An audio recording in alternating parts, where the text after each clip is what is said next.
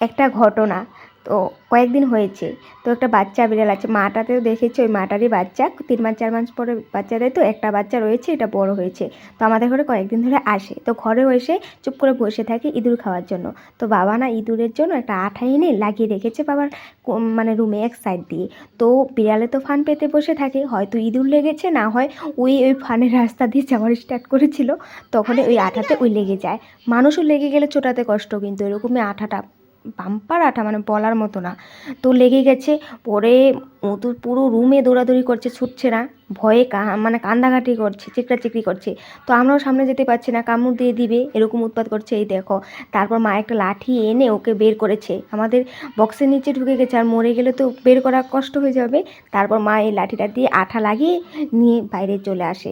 তারপর মা অনেক কষ্ট করে এই আঠা থেকে ছোটায়, ওর শরীরের পশম অনেক মানে এই আঠাতে লেগে গেছে। সত্যি বিড়ালের যদি মনে থাকে এই কোনোদিনও হয়তো আমাদের ঘরে আসবে না এই বিড়ালটা। তো যাই হোক, বিড়ালটা কিন্তু অনেক ভয় পেয়েছে, জীবনটা বাঁচলো ওর।